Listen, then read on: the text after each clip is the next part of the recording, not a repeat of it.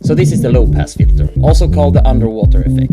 I tend to use it to change the dynamics of the video, because it's a nice way to break the edit pattern. To use it in Premiere Pro, go to Effects and search for low pass and drag the effect to the sound you want to edit. To get the underwater effect, set the value to something like 200. And when you want the sound to become clear again, set a keyframe and the value 20,000 and the audio will become clear again. If you like this video, follow me for more tips like these.